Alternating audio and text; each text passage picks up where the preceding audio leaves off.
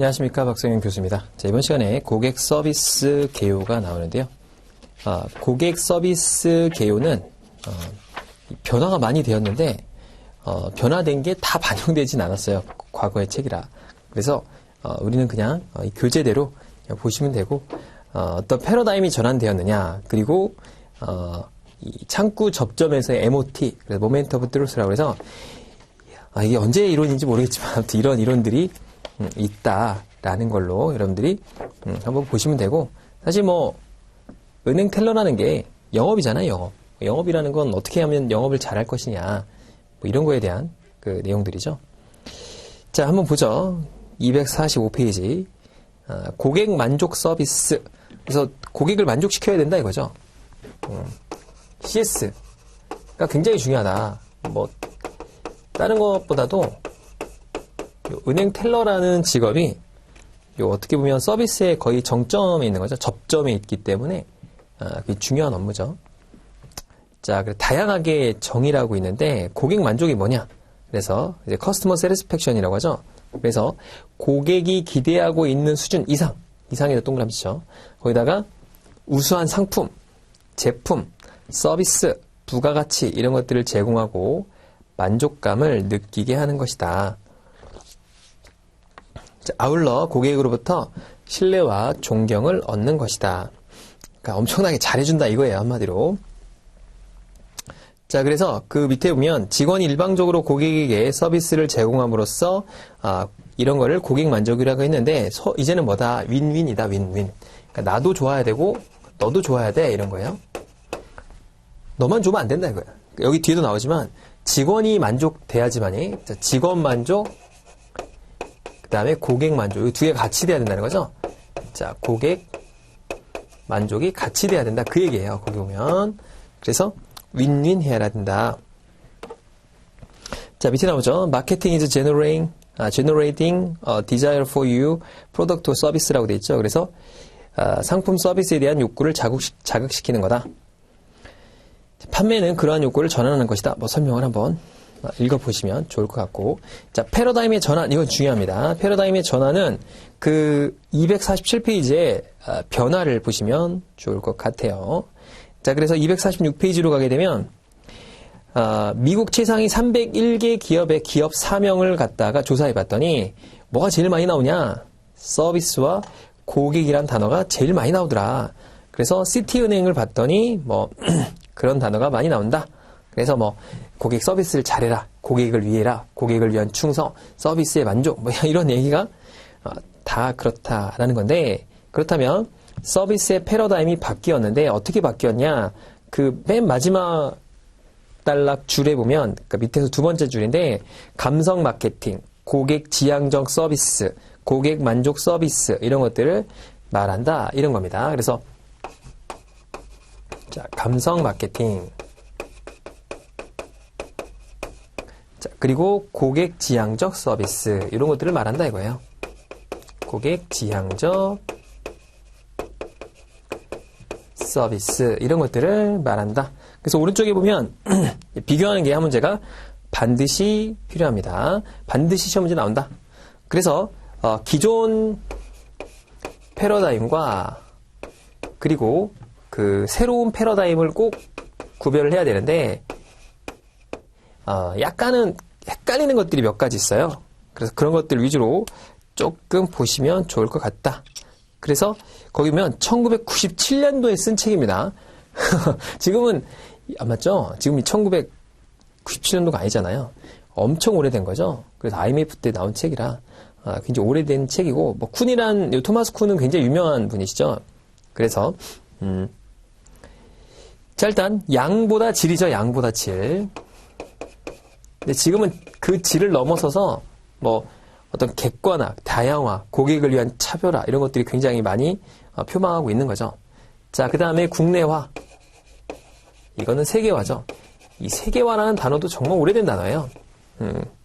이 굉장히 오래된 이 사문화된 그런 얘기고. 자, 그 다음에 보호된 시장, 개방된 시장. 그러니까 지금은 보호가 아니라 개방돼 있다. 이걸 이제 나누는 거죠, 이렇게.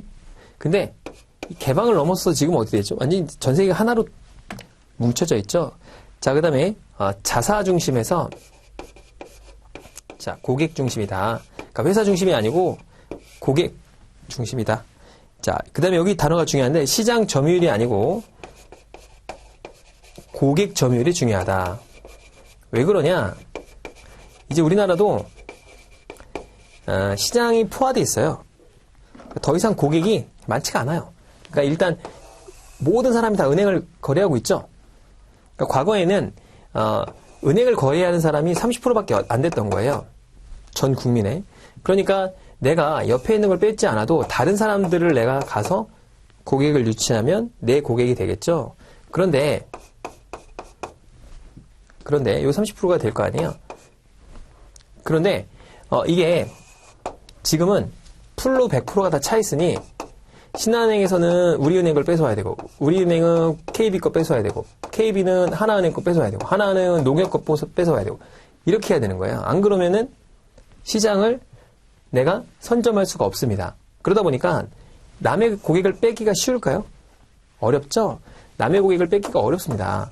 그래서 남의 고객을 뺏기는 것보다 우리 고객을 지키는 게 비용이 6분의 1이 밖에 안 된다는 거예요. 그러니까 내가 남의 고객을 뺏어오려면 6배가 더 비용이 많이 듭니다.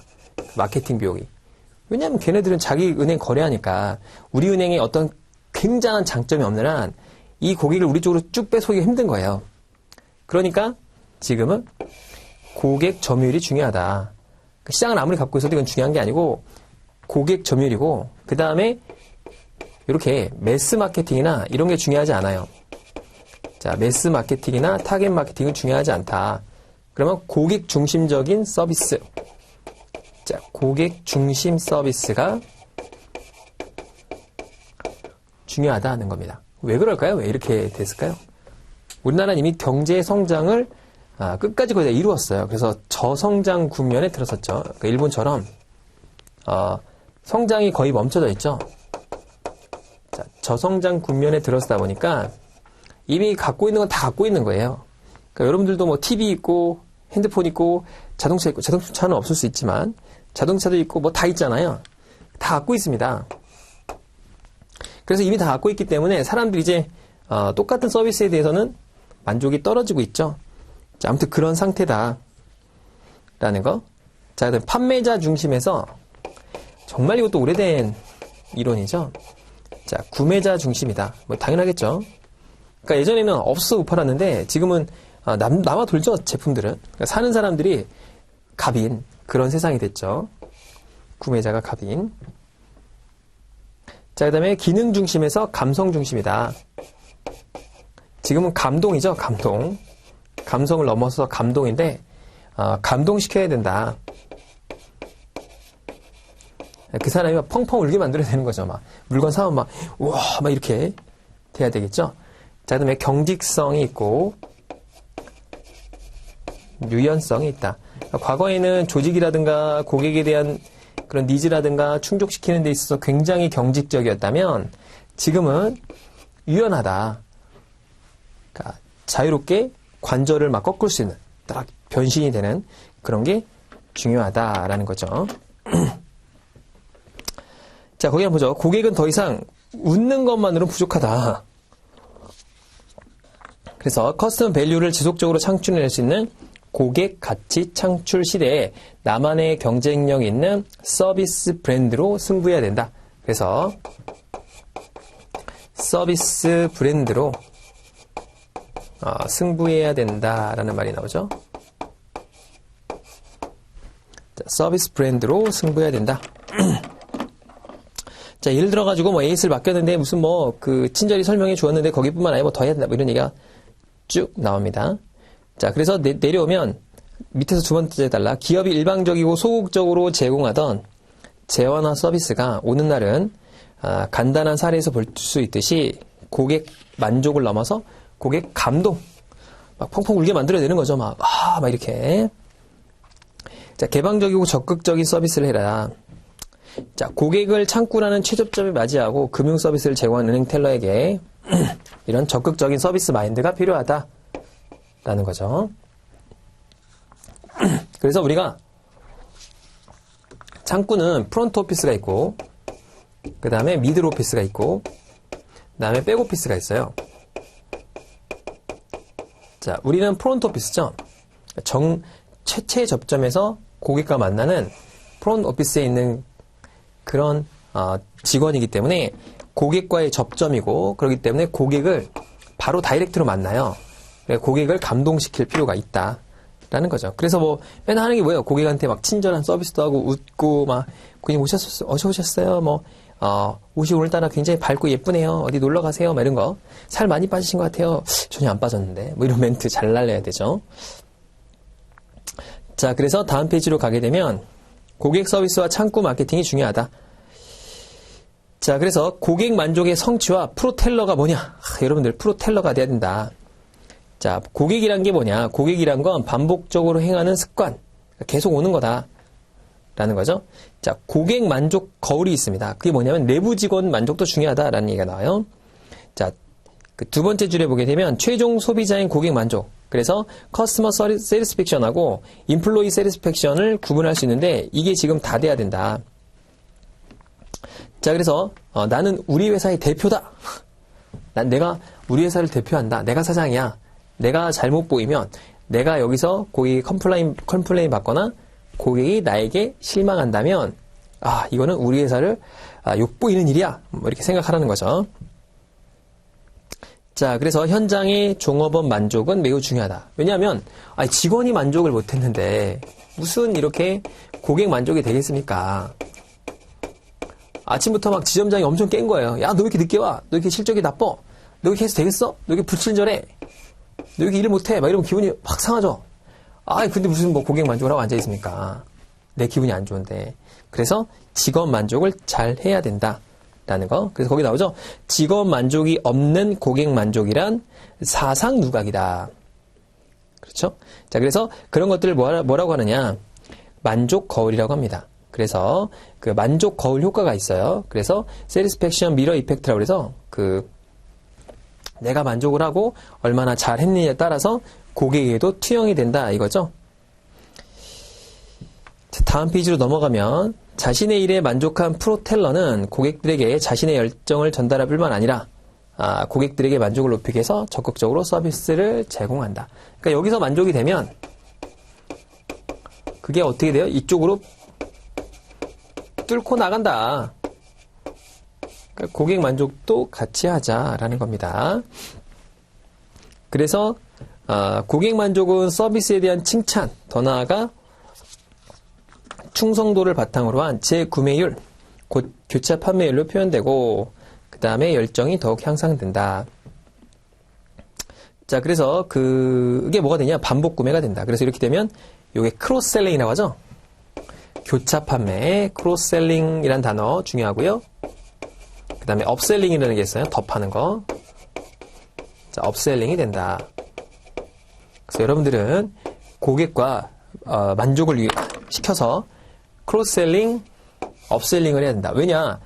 기존에 이제 시장 점유율을 높이기가 힘드니까 기존 고객을 감동시켜서 고객을 만족시켜서 뭘 해라? 많이 팔아라. 이 얘기죠. 그래서 반복 구매를 유도해라. 이런 얘기입니다. 크로스셀링, 업셀링 중요하다. 자, 창구 서비스와 텔러가 나옵니다. 창구에서는 모멘트 오브 트루스라고 하는 MOT라는 게 있어요. 네, 처음에 딱 만나면 그 10초, 3초, 5초 안에 그 사람을 갖다가 사로잡는 거죠. 자, 진실의 순간이라고 그래요. 정말 오래된 그런 마케팅 용어입니다. 제가 대학교 때, 제가 97학번이에요, 97학번. 97학번인데, 그때 이제 마케팅 배울 때, 요 MOT를 처음에 알려줍니다. 마케팅 책으로. 지금도 배우는지 모르겠어요. 워낙 오래된 이론이라. 자, 고객 만족이냐, 고객 불만이냐를 결정하는 건 뭐냐, 말 한마디다. 라는 거. 그래서 여러분들이 접점이기 때문에, 요 프론트 오피스에 있는 접점의 MOT이기 때문에 잘해라.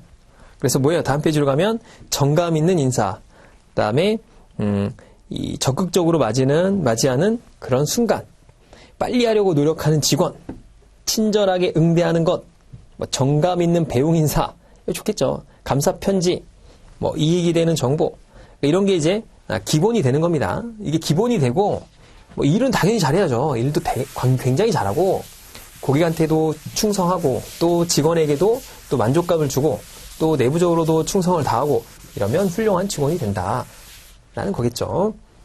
자, 그래서 저도 굉장히 훌륭한 직원이었다라는 거였습니다. 자, 그래서 1-3을 보게 되면 이게 시험 문제로 가끔 나옵니다. 뭐냐면 MOT가 어떤 순간이냐가 있고 그게 영향을 끼치는 요인이에요. 그러니까 이 고객을 접하는 순간은 여러 개가 있습니다. 내가 인간이 고객을 대할 때가 있겠죠. 그죠? 그 다음에 비대면이 있고 그 다음에 기계하고 접점이 있을 때가 있죠. 그래서 면대면 이제 은행원과 직원이 이렇게 은행원과 고객이 이렇게 있는 거고 비대면 인터넷 뱅킹 이런 거죠. 그러니까 은행원과 고객이 만나지 않는 걸 비대면이라고 하고 그 다음에 인간과 기계 이렇게 접점이 되는 경우가 있겠죠. 뭐 ATM기나 뭐 CD기 같은 거죠. 자, 그 다음에 기계와 기계. 자, 이런 경우가 있겠다. 뭐 기계와 기계까지 우리가 뭐 이렇게 볼 건 아니지만 이건 뭐가 있죠? 쥐들끼리 잘해야 되니까 소프트웨어가 좋아야 된다. 소프트웨어를 잘 관리해라. 기계 대 기계는 소프트웨어를 잘 관리해라.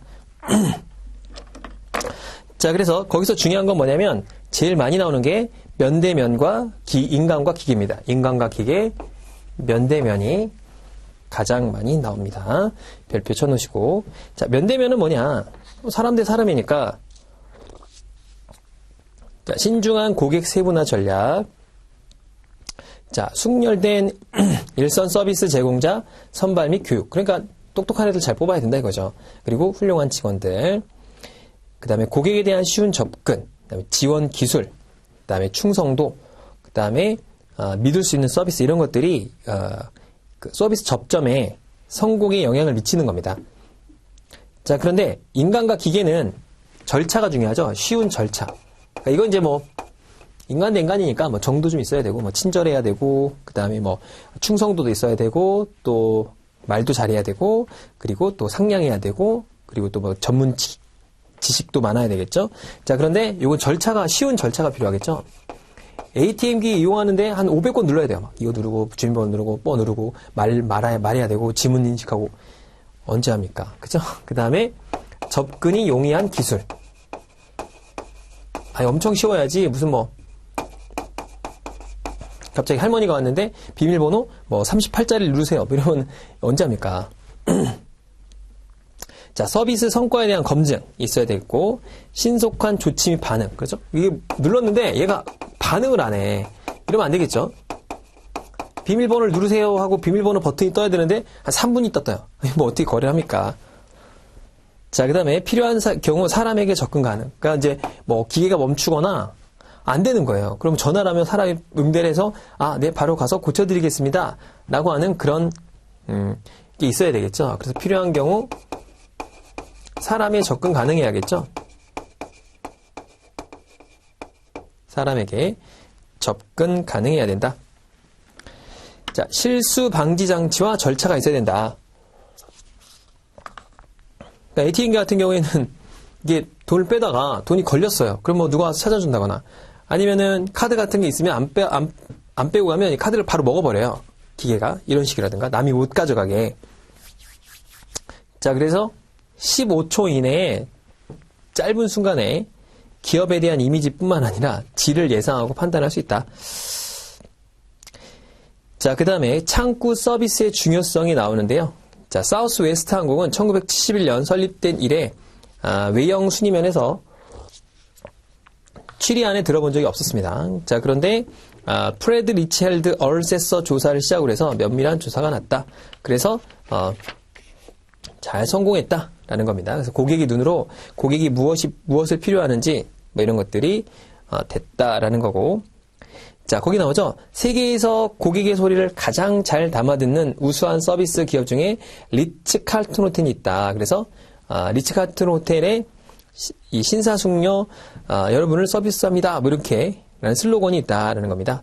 그래서 뭐 특별한 요구 없이 소리 없이 충족시킬 수 있다라는 거. 이게 뭐냐면 이런 거예요. 리츠 칼튼이 뭐 물론 비싼 호텔이에요. 리츠칼텐, 뭐 포시즌, 뭐 힐튼 호텔 이런 데가 다 비싸죠. 내가 이제 어떤 걸 했냐면 이런 걸 했다고 그래요. 이 고객이 오면 고객을 다 기억한 거예요. 그러니까 이제 예를 들어서 프론트데스크에 이 직원들이 이렇게 있잖아요. 여직원이 이렇게 있을 거 아니에요. 굉장히 상냥하겠죠. 물론 친절하고. 근데 호텔에 오는 사람들을 다 기억하는 거예요. 뭐 그 다음에 이제 뭐 A라는 사람이 갈 때도 있고 B라는 사람이 갈 때도 있고 C라는 사람이 갈 때도 있는데 이 직원이 이걸 다 기억하고 있는 거예요. 아니면 이 다른 직원이 왔어요. 뭐 이 직원이 뭐 24시간 이렇게 계속 근무할 수는 없으니까 교대가 되더라도 이 직원도 또 다 기억하고 있는 거예요. 올 때마다 그래요. 그러니까 이 사람들이 오니까 이 사람 어떻게 기억하지 나를? 내가 얘기하지 않은 것까지 다 기억을 하고 있네? 뭐 이렇게 생각을 한 거예요. 그래가지고 고객들이 놀란 거죠. 그리고 되게 좀 신기해하고 되게 좋아했다고 그래요. 그러지 않겠습니까? A 고객님, 저번에도 오셨었는데 이번에는 뭐 출장차 오신 것 같은데 다음에도 뭐 그때는 뭐 이런 침대가 편하셨죠? 이걸로 해드릴까요? 뭐 이렇게 이게 CRM으로 돼 있을 수도 있어요. 근데 CRM이 전에 이 사람이 어떤 용무가 있는지는 알 수 없죠. 물론 왔다 가는 건 알지만 용무를 어떻게 합니까? 모르잖아요. 그래가지고 이 사람들이 신기하게 생각한 거예요. 저 사람들이 이런 작은 것까지도 디테일하구나. 이렇게 생각해서 친절하네. 그러면서 한 번 왔던 고객들은 계속 리츠칼튼에 왔다는 거예요. 그 비밀이 뭐냐, 비밀. 비밀은 택시 운전사에게 있습니다. 무슨 얘기냐? 자, 이 사람들은 대부분 다 해외에서 오는 그런 손님들이 많겠죠. 그러면 이 손님들은 대부분 다 공항을 통해서 이 나라에 입국을 했을 거고요. 공항에서 택시나 이런 전세버스 이런 것들을 타고 올 거예요. 대부분 다 이렇게 비싼 데 가는 사람들은 대부분 다 택시를 이용합니다. 그러면 이 프론트데스크에서 부탁을 하는 거죠. 리츠칼튼으로 오는 사람이 있다면 리츠칼튼 가주세요라고 할 테니까 그 사람들에게 이 정보를 택시 운전사가 계속 물어보는 거예요. 무슨 일로 오셨나요? 저 몇 번 방문하셨어요? 그때도 리츠칼튼에서 묵으셨나요? 뭐 이런 식으로 이 매뉴얼이 있어요. 몇 개 질문하는 걸. 그럼 이 사람들이 이걸 갖다가 딱 기억해요. 그랬다가 도착을 하면 이 프론트데스크 여직원에게 그걸 주는 겁니다. 이 정보를. 뭐 쪽지 같은 게 있겠죠. 이 정보를 주면은 이 직원이 거기에 대해서 보고서 그때 오셨었네요. 그러면 뭐 이번에 이런 차 방문하신 건가요? 이런 식으로 물어볼 수 있잖아요. 이렇게. 그럼 이 택시 운전사는 왜 그런 쓸데없는 짓을 하냐? 돈을 줍니다. 1달러, 2달러를 줘요. 이렇게 정보를 물어다 주면 1달러, 2달러를 주기 때문에 그런 접점 서비스를 했다. 그래서 사람들이 엄청 좋아하더라. 그래서 리츠칼튼을 재방문하는 것들이 비율이 높아졌더라. 이런 게 이제 대표적인 그런 MOT의 예가 되겠죠. 자, 그렇게 됐었다라는 거고. 자, 넘어가서 257페이지 봅시다. 그럼 고객이 오면 뭐 해야 되냐? 사전 준비해야 된다. 봅시다. 고객 서비스 사전 준비. 고객이 언제 올지 모르죠? 그러니까 미리미리 준비해야 한다. 첫 번째 줄에 기회가 오지 않았음을 한탄하기보다 고객에게 세일즈할 수 있는 기회가 왔음에도 놓치는 것을 한탄해라 라고 돼 있죠. 자, 그래서 밑에 보면 업무 준비 체크 사항이 나와요. 업무 준비 가끔 시험에 나옵니다. 첫 번째는 각종 전표류, 각종 장표 전표를 준비해라. 전표는 뭐냐면 우리 뭐 찾으실 때 뭐 지급할 때 이런 거 있죠. 장표는 뭐 이렇게 은행 거래 신청서 같이 서류 쓰는 거 있죠. 그런 것들을 미리 준비합니다. 자, 전표, 거래 신청서, 메모지, 돈 접시가 이렇게 있어요. 고무판 없는 데도 많은데 요즘엔. 고무판이라고 해서 이제 필기할 때 좋게 하는 게 있습니다. 자, 장표와 사전 준비를 마칩니다. 자, 지급 준비금 준비. 요거 이제 출납이죠. 그래서 뒤에 이제 3권에서 배웁니다. 그러니까 돈 꺼내 놓는 거예요, 돈. 그래서 뭐 수표나 현금이나 이걸 미리 이렇게 준비해 놓는 거죠. 자, 그래서 신권, 뭐 이런 것들. 그 다음에, 손상권이나 구겨진 지폐가 있다면은 미리 이렇게 빼놓는 센스가 필요하다. 그럴 시간이 없습니다, 사실. 그 정도로 한가하지 않아요. 이렇게 해놓으면 좋겠다. 자, 안내장 잘해야 되겠죠. 그래서 뭐 내가 팔고 싶은 상품, 또 은행에서 주력으로 미는 거, 다음에 영업점에서 지점장이 꼭 팔라고 하는 거 이런 것들 위주로 예쁘게 탁 이렇게 위치에 잘 놓는 거죠. 고객이 보기 좋게. 자, 통장 케이스, 필기도구, 띠지가 이제 돈 많은 종이에요. 현금 봉투, 클립, 인주 이런 것들도 잘 정리정돈하고요. 자, 명함을 준비하죠. 명함도 고객의 눈에 잘 띄는 곳에 비치합니다. 그러니까 명함은 보통 이렇게 앞에 놔요. 그래서 고객에게 주도록 하게 돼 있죠. 자, 우산 꽂이. 그 다음에 접대 의자에 있을 때 청결한 상태. 그러니까 고객이 대기하는 의자 있죠? 뭐 이런 것들을 청결하게 놓는다. 이 정도. 그러니까 뭘 해야 되네, 이런 것들.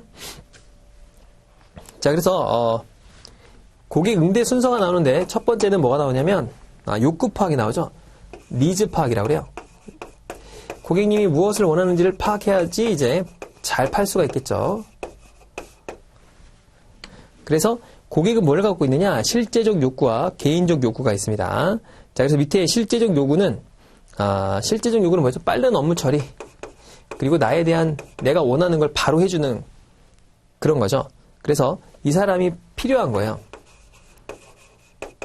그래서 빠른 업무 처리와 세련된 상담 스킬이죠. 세련돼야 돼요. 자, 세련된 상담 스킬들이 필요하다. 자, 그리고 개인적 욕구가 있습니다. 개인적 욕구는 자기의 존재를 알아주고 자신을 잘 접대해 주길 바라는 거. 그래서 요거는 자, 개인적 욕구는 인간적인 욕구죠. 이거 이제 업무에 관련된 거고, 이건 뭐예요? 인간적인 배려. 그 다음에 인간적인 접근. 요게 필요하다 이거예요. 자, 요거를 기억하시면 좋을 것 같습니다. 그러니까 당연히 실제적으로 다 해줘요. 업무가 뭔지 해주고, 그 다음에 빨리 해줘야 되죠. 막 세워라, 내워라 하면 안 되겠고, 천천히 하면 안 됩니다. 빨리 해주고, 세련되게 상담 스킬이 좀 그럴싸하게 되죠. 그리고 또 많은 정보를 알고 있어야 되겠죠. 지식 같은 것도 많고, 뭘 물어봤는데, 고객이 더 많이 한다? 이건 아니겠죠. 자, 그 다음에 고객을 좀 알아달라. 라는 겁니다. 자, 인정받고 싶은 욕구도 있다. 자, 오른쪽으로 넘어가면, 단계별 고객 응대가 나와요. 그래서 고객의 욕구를 파악했습니다. 그 다음에 창구에서 고객 응대를 해요. 자, 고객 응대를 하는 순서가 있죠. 첫 번째, 그래서 고객 맞이 단계가 있습니다. 자, 보통은 고객을 맞이하게 되면 고객과 친해져야겠죠. 그래서 친해지고 그 다음에 고객이 원하는 걸 파악해요. 그래서 상황을 파악합니다. 도대체 원하는 게 뭡니까? 이렇게 파악을 하고, 자, 그 다음에 세 번째가 욕구를 충족시켜줘요. 그런데 욕구를 그냥 충족시키면 안 되고 기대 이상으로. 그래서 빵빵 고객님을 띄워드려야 된다. 그 다음에 네 번째 확인 단계가 있죠. 만족 확인 단계가 있다. 라는 거. 그래서 첫 번째 고객을 맞이할 때는 MOT 모멘트 오브 트루스가 필요하고, 자, 그래서 첫 번째는 신속하고 정중하게 맞는다. 신속하게 뭔지 모르겠지만 빨리 오십시오. 이쪽으로 오십시오. 막 이렇게. 고객님이 오면 막 먼 산 보지 말고 바로 이쪽으로 오시라고. 자, 고객 상황을 파악하고 적당한 페이스를 유지합니다. 밝고 적극적인 표정을 맞이한다. 그때 맞이할 때 보통 이제 그 매직워드를 많이 써요. 매직워드가 뭐냐면 한마디 던지는 거죠, 뭐. 고객님 오늘 날씨가 너무 좋죠? 요즘 뭐 봄이 지나고 벌써 여름이 된 것 같아요. 많이 덥네요. 뭐 차량으로 오셨어요? 아니면 옷이 굉장히 산뜻한데 굉장히 잘 어울리시네요. 뭐 이런 말투예요. 이제 그런 걸 이제 던지는 거죠. 그러니까, 뚝 던져서 고객이 물게 만드는 거죠. 자, 밑에 고객 상황을 분명히 파악합니다. 그래서 물어봐야 되죠. 뭐가 필요하냐? 무엇을 도와드릴까요? 뭐 이렇게. 자, 그 다음에 고객의 말을 듣고 메모한다. 정보를 제공한다. 내용을 요약한다. 그 다음에 추궁하거나 거기 시시비비를 따지려 하지 않는다. 이게 중요해요. 뭐 하시려고 오셨는데요? 도대체 제가 뭘 해드려야 되는데요? 뭐 이렇게. 그리고 그게 지금 필요하다고 생각하십니까? 뭐 이렇게. 지금 그리고 몇 번째 이렇게 비밀번호 틀리시는 거예요. 매번 오실 때마다 이게 무슨 짓입니까? 뭐 이렇게 하면 안 된다 이거죠. 안 된다.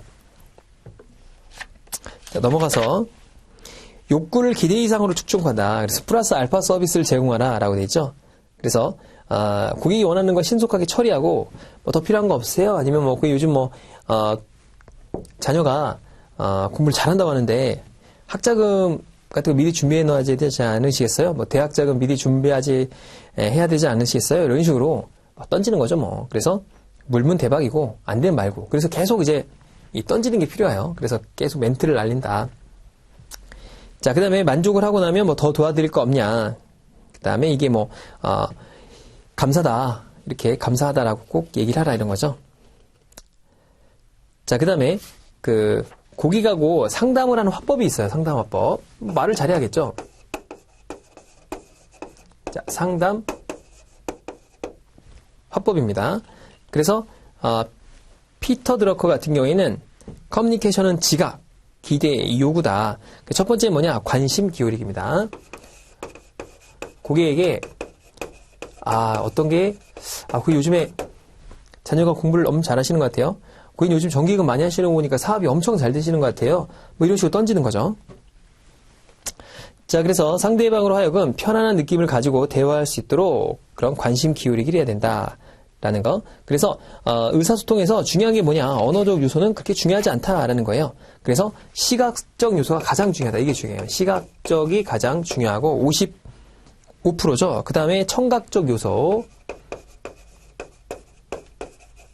자, 그 다음에 언어적 요소입니다. 그러니까 시각적으로 굉장히 웃으면서 이쪽으로 오세요. 막 이렇게 굉장히 사근사근하게 쫙 얘기해 주는 거죠. 목소리도 톤을 좀 높여서. 그래서 여기 보면 비언어적 표현이 굉장히 많은 걸 차지해요. 그러니까 언어적 표현보다 비언어적 표현이 중요하기 때문에 그런 것들을 잘 구사해라 라는 거. 자, 그래서 언어적 지식의 습득이나 구사력에 관계없이 언어로 완전한 의사소통이 이루어지지 않는 경우 비일비재하다. 그래서 언어 수행과 동시에 비언어적 의사소통을 이 의미를 파악하지 않았기 때문이다라는 거고, 비언어적 의사소통이 중요하다라는 건데 첫 번째가 뭐냐면 요 비언어적 표현이 중요하다는 거죠. 중요하니까 그 첫 번째가 이제 시선의 접촉입니다. 다음 페이지 보면 눈 마주치는 거예요. 웃으면서 고객님 오셨어요. 이렇게 오는데 막 PC 보고 있고 막 전화 들고 있고 막 쳐다도 안 보고 이러면 기분이 나쁘겠죠. 자, 그래서 시종 상대방을 뚫어지게 응시하는 것은 오히려 고객을 위협한다. 그러니까 막 째려보는 거예요. 그러면 안 되겠죠. 그 다음에 바른 자세. 당연히 자세가 중요하겠죠. 자, 온화한 얼굴 표정. 그래서 유쾌한 얼굴 표정, 격려의 미소 이런 게 필요하다. 자, 그 다음에 즉각적인 언어. 이거 중요합니다. 동그라미 하나 쳐놓으시죠. 4번에 즉각적인 언어. 그러니까 바로 응답을 해줘야 돼요. 고객님 뭘 물어보면은 바로 대답을 해줘야 된다. 그랬군요. 그랬었군요. 그래서 비언어적 그런 반응을 표시해야 됩니다. 그때 뭐 이런 거죠. 막 박수를 치거나 아니면 맞아요. 막 이렇게 같이 감탄해주고 같이 공감해주는 그런 능력이 필요하겠죠. 자, 그 다음에 확인하기가 나옵니다. 요거 이제 관심을 기울였으면 이제는 확인하기 나옵니다. 확인하기. 그래서 뭘 확인하냐? 사실 확인하기. 그러니까 이 사람이 뭘 원하는 거를 우리가 그게 그렇구나라고 확인하는 거죠. 그래서 보통 반복하기가 있어요. 고객이 요즘 뭐 적금 같은 게 좋은 게 없나요? 그렇죠. 요즘 적금 같은 게 많이 필요하시죠? 뭐 이런 식으로 얘기하는 거죠. 그래서 사실 확인하기는 생각, 정보 혹은 제안을 바르게 듣고 이해했는지를 확인하는 것입니다. 그래서 제일 많이 쓰는 게 에코 리스판스라고 그래요. 그래서 이 고객의 반응을 물어보는 거죠. 그래서 K은행 대표번호가 뭡니까? 이렇게 물어보면 예 고객님 K은행 대표번호 말씀입니까? 이런 거죠. 그래서 요즘에 뭐 적금 많이 해? 적금 말이죠. 적금은 요즘 굉장히 많이 합니다. 뭐 이런 식으로. 자, 그 다음에 바꾸어 말하기가 있죠. 바꾸어 말하기. 그러니까 좀 이걸 갖다가 변화시켜가지고 같이 얘기를 해주는 거예요. 그래서 다음 페이지로 보면 그러니까 뭐뭐 생각으로는 지금 뭐뭐라고 말씀하신 거죠. 그래서 요즘에 뭐 금리가 4%짜리가 나왔다는데 진짜 있는 건가요? 이렇게 물어보는 거죠. 그러니까 지금 그 금리가 고금리인 상품을 말씀하시는 거죠? 요즘에 트렌드가 되고 있는 고금리에 나오는 뭐 토스의 정기금을 말하시는 건가요? 뭐 이렇게 조금 바꾸어 말하는 게 있고요. 그 다음에 요약하기도 많이 하죠. 고객이 장황하게 설명을 하면은 요약해서, 압축해서 이렇게 말하는 건데 사실 다 뭐예요? 한마디로. 그냥 반복하기죠 뭐. 다 반복하는 겁니다. 고객이 얘기한 거 리피트 해주는 방식이죠. 그럼 고객이 이제 거기에 순응을 하고 반응을 하게 됩니다. 그러니까 사람은 자기를 따라하게 되면 거기에 공감이 들어가요. 그래서 내가 별로 이렇게 의도하지 않아도 그 사람의 방향과 내가 친밀하다고 생각합니다. 그래서 친근감을 주게 되는 거죠. 그래서 원래 같은 방향으로 이렇게 마주보는 것보다 같은 방향으로 있을 때 좀 더 공감도가 높다고 하죠. 자, 그래서 그런 반복하기가 있다. 그 요약하기가 있다. 자, 그 다음에 이제 감정을 확인하는 거죠. 공감하기가 나옵니다. 그래서 상대방이 느끼는 감정을 이해할 뿐만 아니라 그 이해를 말로 표현한 거다. 중요한 건 말로 표현한 겁니다. 자, 그래서 한 3단락 내려오면은 이러한 공감의 의사소통을 성공하기 위해서는 말에 귀를 기울여야겠죠. 경청이죠, 경청. 그리고 시간을 허비해서는 안 된다. 자, 감정의 동물이죠. 그러니까 뭐 인간은 이성적이지 않아요. 감정적입니다. 자, 감정의 동물로서 인간은 매 순간 자기가 의식을 하든 못하든 상관없이 어떤 기분을 갖고 행동을 한다. 자, 그 다음에 여기 나오는데 이제 중요한 게 나옵니다. 피드백하기. 자, 피드백하기에서의 제일 핵심이 거기 나오는 두 메시지, I 메시지, U 메시지, B 메시지입니다. 그게 시험 문제로 잘 나와요. 자, 피드백을 왜 하는가? 아니, 뭐, 말을 하는 사람이나 행위자가, 자신의 태도나 행동을 볼 수가 없기 때문에 그래요. 관찰하기가 어렵죠? 그래서, 구체적인 어떤 사실이나 행동을 갖다가, 이렇게 말해야 됩니다. 피드백 요령이. 자, 그래서 두 번째. 비난이나 비판, 명령, 추군, 위협 대신에 I 메시지를 사용한다. 그러니까 거기 밑에 나옵니다. I 메시지는 나, 그죠? 어떤 상황에 대한 자신의 생각이나 감정을 표현하는 화법이며, 그 다음에 U 메시지는 상대방의 행동이나 상황에 대한 평가나 판단을 하는 거예요. 그러니까 어떤 사람이 얘기하면 그 자신의 내 생각, 그건 그런 것 같네요. 그런 것 같은데 U 메시지는 비평을 하거나 판단하는 거죠. 그건 안 됩니다. 그건 제 생각에는 안 맞는 것 같은데요. 이런 식으로 얘기하는 거죠. 그래서 최대한 뭘로 해야 돼요? I 메시지로 해야 된다라는 거. 그래서 I 메시지와 U 메시지의 차이가 시험 문제로 잘 나옵니다. 첫 번째는 요건 나의 감정이죠. 그러니까 제 생각에는 제가 느낄 때는 이런 식으로 하는 거죠. 자, 그 다음에 이건 고객의 행동을 평가나 비평하는 거예요. 행동을 평가나 비평을 한다. 여기다가 동그라미를 쳐놓고 나는 어떻게 느껴? 야, 너는 내가 봤을 때 그게 문제야. 너는 뭐뭐해. 이렇게 얘기하는 게 U 메시지죠. 자, 그래서 땡땡땡땡 고객님께 땡땡땡에 대해 오해가 있으시다면 제가 사과드립니다. U 메시지는 뭐예요? 고객님, 그거 모르시는 거예요? 그런 거죠. 자, I 메시지는 개방적이고 솔직한 인상을 준다. 그런데 U 메시지는 공격적인 느낌을 주기 때문에 저항 또는 반감을 일으킨다. 이거는 이제 공감을 일으키는데 반감을 일으킨다. 최대한 뭘 써야 돼요? I 메시지를 쓰는 게 좋겠다라는 거고. 자, 그다음에 두 메시지하고 B 메시지가 나옵니다. 자, 두는 행동을 하는 걸 나타내주고요. B는 상황을 나타내줘요. 현재 처한 상황. 현재 어떻게 됐다. 무엇은 무엇이다. 라는 걸 알려주는 거고, 자, 이건 행동을 나타내주는 거죠. 뭐뭘 해야 된다. 뭐뭐 해야만 한다. 뭐 이런 것들이 있겠죠. 자, 그래서 고객의 인격. 자, 그리고 처한 상황. 자, 이런 것들을 이렇게 표현하는 방식입니다. 자, 그 다음에 구체적인 행동 결과를 표현하는 거죠, 이거는. 교재를 보게 되면, 자, 상태니까 당신 참 게으르군요. 이렇게 물어보는 거고, 이거는 행동에 대해서니까 자주 지각을 하시네요. 당신은 잘생기셨네요. 당신은 행동이 빠르시네요. 당신은 행위를 잘하시네요. 뭐 이런 거겠죠. 자, 그 다음에 그 B 메시지는 평가받고 있는 느낌, 감정 개입으로 상호 감정이 상할 수 있다. 그렇기 때문에 두 메시지를 써라. 그래서 B 메시지보다는 두 메시지가 낫다. U 메시지보다는 I 메시지를 써야 된다.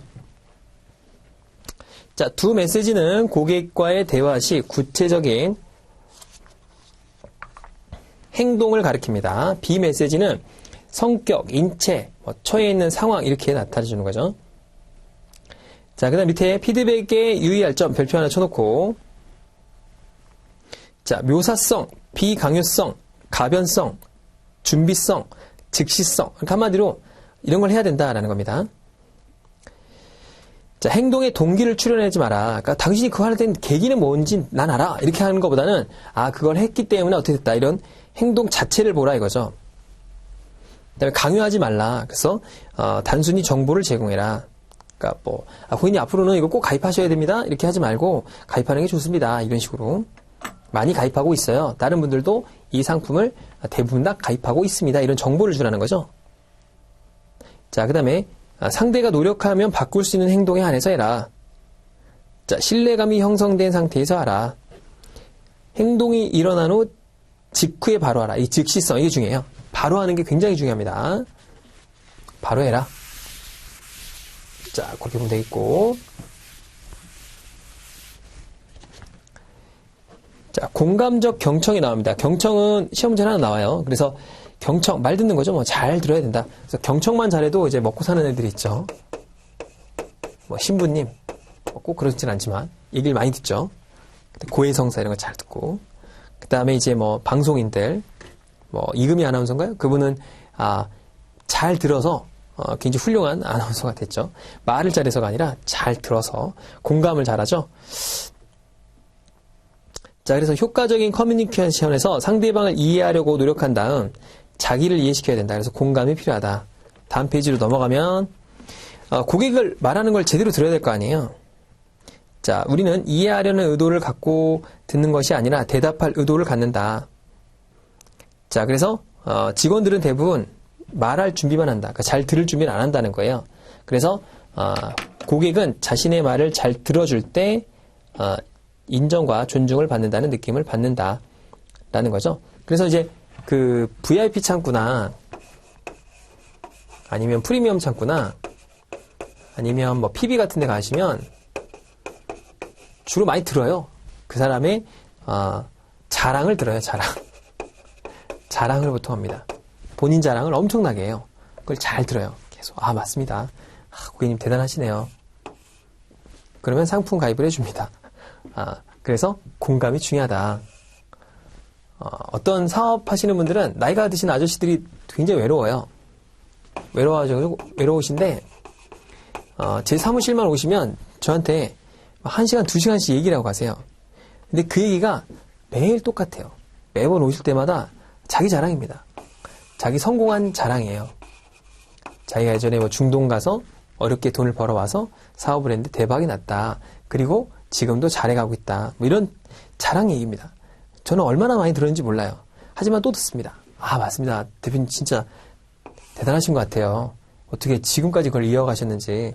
이 사업이 쉬운 게 아닌데 확장하는 게 쉽지 않고 직원 관리가 얼마나 어려운데 정말 대단하십니다. 이렇게 얘기하면은 상품을 가입하고 가십니다.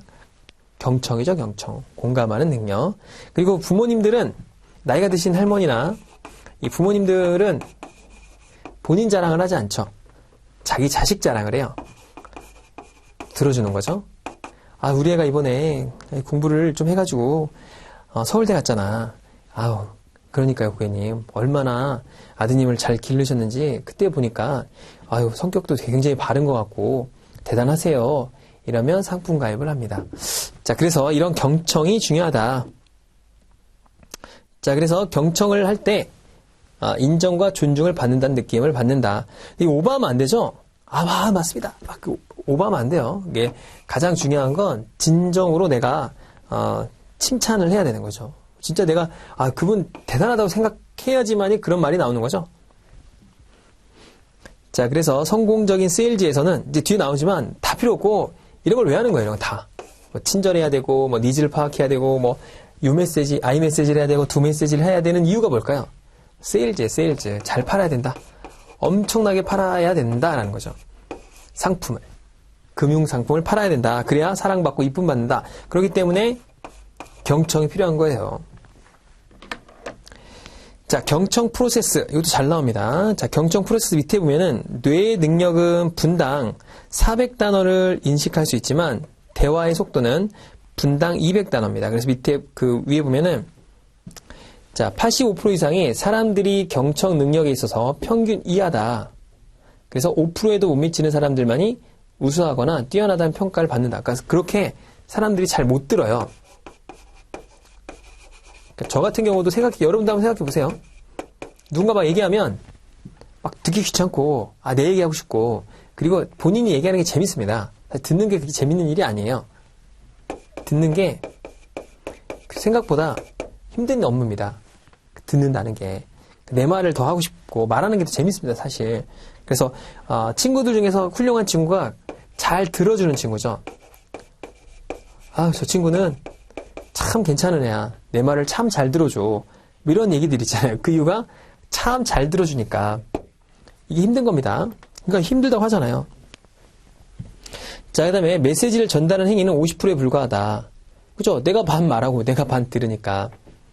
그래서, 그 밑에 보면은 대부분의 사람들은 남의 말을 잘 들으려 하지 않고 다음에 무슨 말을 할까 더 신경을 쓴다. 그러니까 내가 말을 하고 상대방이 말을 할 때 나는 그걸 듣는 게 아니라 내가 뭔 말을 할지 생각하는 거예요. 그렇지 않습니까? 여러분 생각해보면 내가 이제 무슨 말 하지?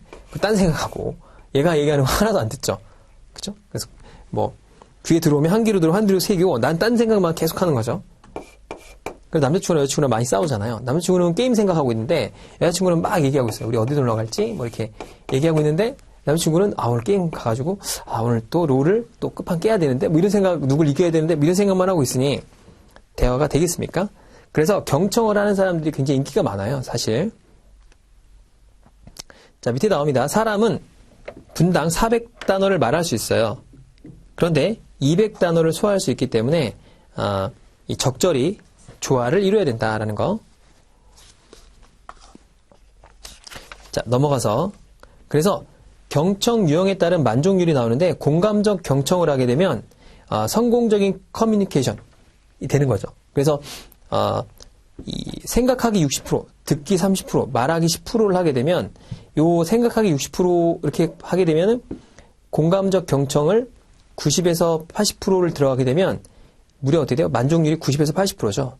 그러니까 그 정도로만 들어도 60% 정도만 들어도 굉장히 만족도가 높아집니다. 그래서 제가 예전에 참 말을 잘 들었어요. 그러니까 고객 할머니들이나 이런 아주머니들이 얘기를 하면은 계속 듣는 거예요. 그분 칭찬해주고. 근데 뭐 영업점에서는 바쁘기 때문에 그렇게 할 수가 없어요. 영업점에서는 못하고 제가 PB에 있을 때 PBS를 많이 했죠. 자, 그 다음에 자, 공감적 경청의 의미가 나옵니다. 경청이라는 게 뭐냐? 다른 사람이 가진 중것들을 내면에 들어가는 것을 말한다. 한마디로 그 사람에 들어가서 그 사람에게 어떤 세상이 있는가를 보는 거예요.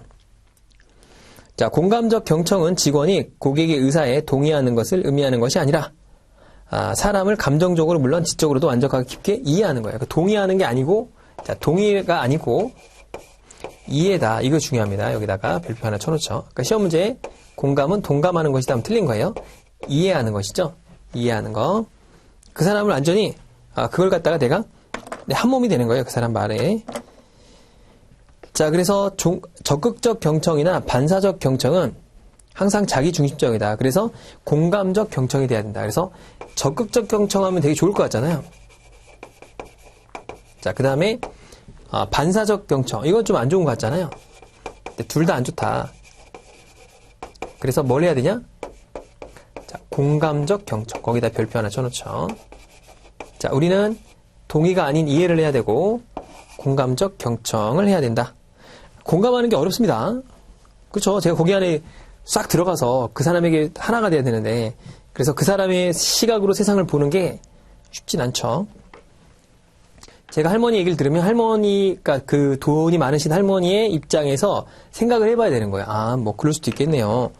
그때 마음이 정말 상심이 크셨겠어요. 뭐 이런 식으로. 자, 그래서 그걸 갖다가 고객 중심 서비스 마인드라고 합니다. 자, 듣는 것이 아니라 고객의 마음을 보는 것이에요. 경청이라는 건, 공감적 경청은, 듣는 게 아니다. 이런 멋진 말이 있죠. 듣는 게 아니라 마음을 보는 것이다. 멋진 말이죠?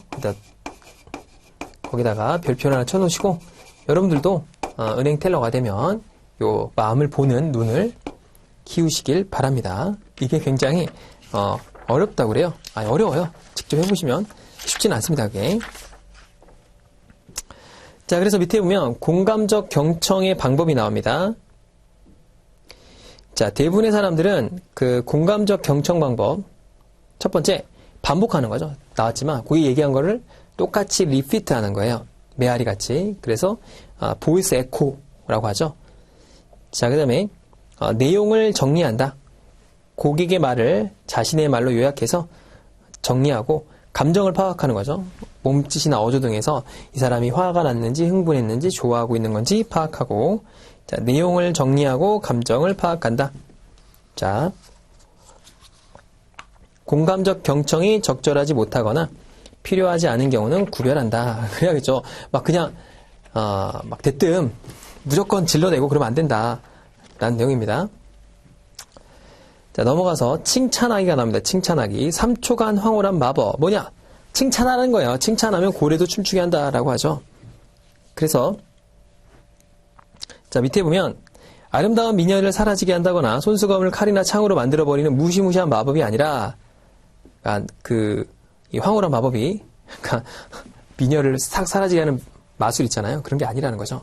3초 동안 하늘을 나는 듯한 그런 기분 좋게 하는 것이 뭐냐? 칭찬이다. 그래서 고맙습니다, 감사합니다는 말 한마디. 그래서 어떤 칭찬이 있다라는 거죠. 자, 그래서 밑에 보면은 고객을 감동시키는 감동 어휘가 12가지가 있어요. 미국에서 개발한 거죠. 그래서 당신, 쉬운, 성과, 입증된, 보장, 자유, 무료, 사랑, 도움, 돈 이런 것들을 사용하게 되면 고객이 감동을 한다라는 거죠. 거기 보면 이제 절약이라는 단어가 생각보다 그렇고 발견, 도움, 입증된, 우리나라도 입증된 사실이다 이런 게 많이 쓰이죠. 그래서 우리 프로파간다라고 해서 그 선동에 보면 선동이라는 그런 책이 있어요. 프로파간다라고. 거기 보면은 매출을 늘리는 10가지 키워드가 있습니다. 입증된, 과학적으로 증명된, 무조건 맛있는, 안 먹으면 후회하는, 이런 단어들이 있어요. 그런 단어를 이제 사용하면, 마케팅이 효과적이다라고 합니다. 자, 그래서 보장된, 개런티라고 하죠. 그 다음에 새로운, 발견, 이런 것들. 자, 그걸 12가지가 있다라는 거죠. 자, 그 다음에, 칭찬의 기술이 나옵니다. 칭찬의 기술. 칭찬의 기술은 좀 내용이 좀 봐야 되는 부분이기 때문에 잠깐 쉬었다가 요 270페이지부터 보도록 하겠습니다. 수고 많으셨습니다.